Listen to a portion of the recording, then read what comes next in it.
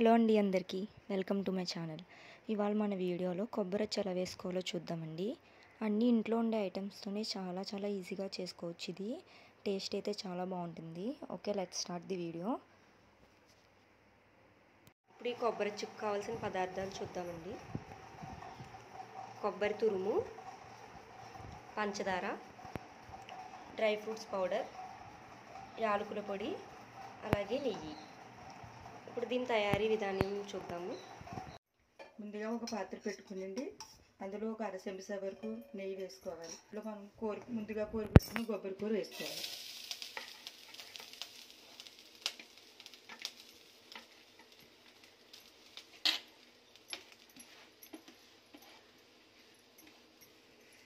ఇలా కొబ్బరి కూర వేసుకున్నాక సిమ్లో పెట్టుకోవాలండి. సిమ్లో పెట్టుకుని మనం వేపుకుంటూ ఉండాలి. ఇలా కలుపుకుంటూ ఉండాలి. వేగుతుందండి. ఇలా వేగుతున్నప్పుడు మనం చూసుకుంటే ఇలా కలుపుకుంటూ ఉండాలి దోరగా అయ్యే వరకును. ఈ కొబ్బరొచ్చు కోసం కొంతమంది కొన్ని విధాలుగా చేసుకుంటారండి. కాయల ప్రకారంగా చేసుకుంటారు, అలా కాయల ప్రకారంగా కొలతలు పెట్టుకుంటారు. నేనైతే అలా కాకుండా కొబ్బరి కూర దోరగా వేయించేసుకుని దీన్ని కొలుసుకుని పంచదార దీని ప్రకారంగా వేసుకుంటానండి. ఇలా వేగుతూ ఉంది కొబ్బరి కూర. ఇంకొక 5 నిమిషాలు వేపుకుంటే సరిపోతుంది మనకి. ఇంకొక 5 నిమిషాలు ఇలా వేపుకుని ఇలా వేపుతూ ఉన్నప్పుడు ఇలా దోరగా వేగాక మనం ఆఫ్ చేసుకుంటే స్టవ్ సరిపోద్దండి. ఇలా చాలు, మరీ మాడినట్టు కాకుండా ఇందులో నీళ్ళు ఉన్న పాలంతా ఇంకిపోయి ఇలా పొడి పొడిలాడితే సరిపోతుందండి. ఇంకా ఇలా పొడి పొడిగా మరీ మాడితే కొబ్బరి బాగోదు కనుక ఇలా ఆఫ్ చేసేసుకోవచ్చు స్టవ్. ఇప్పుడు దీన్ని మనం ఈ కొబ్బరి కూర కొలిసేసుకుని దాని ప్రకారంగా పంచదార వేసుకుని అచ్చలా వేసుకోవాలో చూద్దామండి. వేగిన కొబ్బరి కూరని ఇలా కొలుసుకున్నానండి నేను. నాకు ఇలా ఈ లోటెడ్ అవ్వింది. దీని ప్రకారంగా మనం ఇప్పుడు పంచదార కొలుసుకోవచ్చు. దీన్ని ఒక దాంట్లో వేసేసుకుని ఇదే లోటాలో మనం అంత తక్కలొద్దండి. అది మనం నొక్కు కొలుసుకున్నా పర్వాలేదు. దీనికి ఇలాగా సగం వరకు వచ్చే వరకు పంచదార మనకు సరిపోతుందండి. ఇది ఒక పాత్రలో, ఇది పాకం కోసం ఒక పాత్రలో వేసేసుకుని అందులో మనకి పంచదార ములిగే వరకు నీళ్ళు వేసుకుంటే సరిపోతుందండి. పంచదార ములిగితే చాలు, మనకి పాకానికి సరిపోతుంది.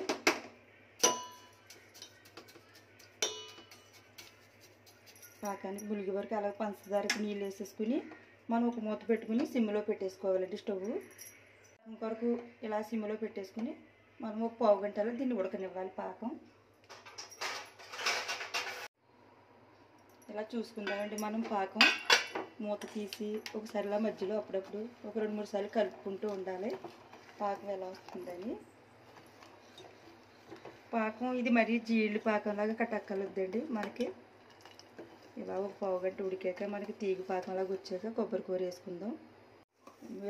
ఇలా నుగురు వస్తుందండి. ఇలా నుగురు వచ్చేటప్పటికి మనకి పాకం ఇలా జిగురుగా అంటుకుంటుంది. తీగిలాగా కట్ట రావక్కర్లేదు. ఇలా నుగురులు వచ్చేటప్పటికి మనం ఇలా కలుపుకుని మధ్యలో ఒకసారి కలుపుకుంటూ చూసుకుంటూ చాలండి. మనకి సిమ్లో అవ్వట్లేదంటే కొంచెం పెద్దది పెట్టుకోవచ్చు మంట. ఇలా అయ్యేటప్పుడు మనం వేపుకు పెట్టుకున్న కొబ్బరి కూర ఇందులో వేసేసుకోవాలి.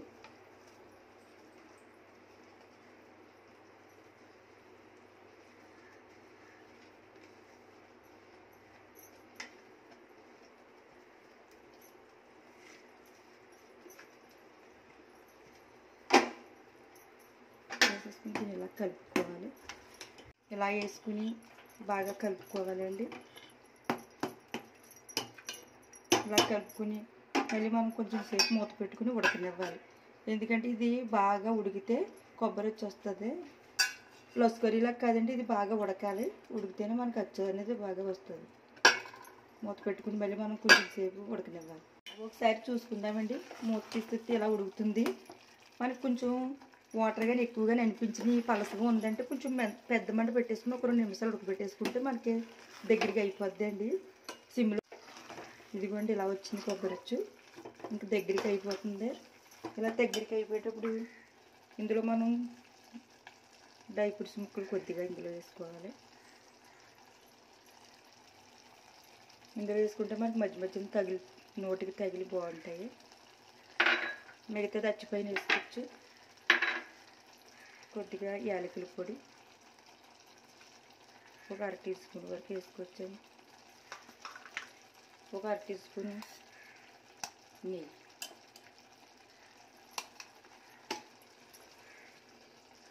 ఇవన్నీ వేసుకుని బాగా కలుపుకోవాలి.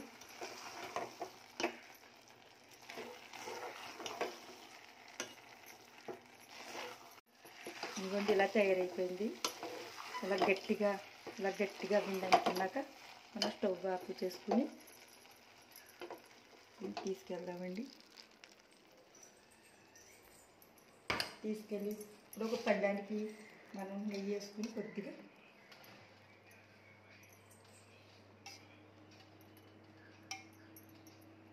దీన్ని ఇలా పళ్ళెం అంతా రాసుకోవాలండి. అచ్చు కోసం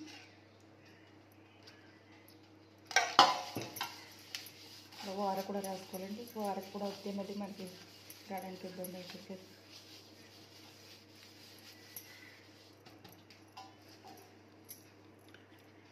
మనం గిన్నెలు ఇదంతా ఇందులో ఇలా వేసేస్తాం. ఇలా వేసుకున్నాక ఒక పళ్ళెంలో వేసుకుని ఇలా మనం అట్ల పెట్టుకుని వేసుకోవాలి.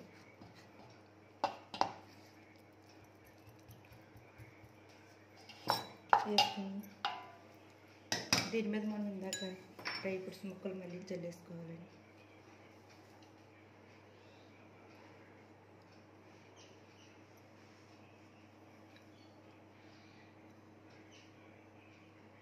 వేసుకున్నాక ఇలా చెయ్యట్టుకుని నొక్కునండి.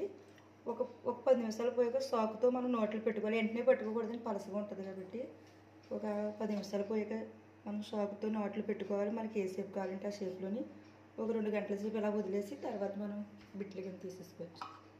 10 నిమిషాలు పోయాక అచ్చిని మళ్ళీ ఒకసారి ఇలా నొక్కుని కొంచెం గట్టిగా నొక్కుని ఇలాగా పెట్టుకోవాలి. మనం పాలకోవలా కట్ట కోసినట్టుగా ఇలా డైరెక్ట్గా కోసేయకూడదు. ఇలా అనుకుంటూ గంటన్నర అయితే సరిపోద్దండి. వచ్చేది మనకి. ఇంకండి గంట తర్వాత ఇలా తయారైపోయింది గట్టిగాని.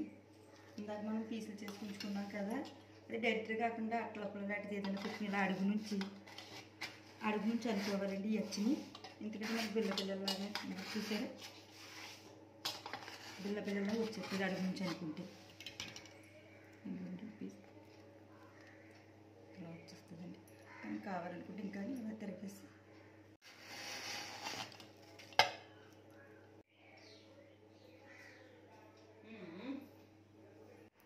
చూస్తున్నారు కదండి, స్వీట్ అయితే చాలా బాగా వచ్చింది. షేప్ కూడా చాలా బాగా వచ్చింది. ఇలాంటి వీడియోస్ ఇంకా కావాలనుకుంటే ప్లీజ్ డూ సబ్స్క్రైబ్.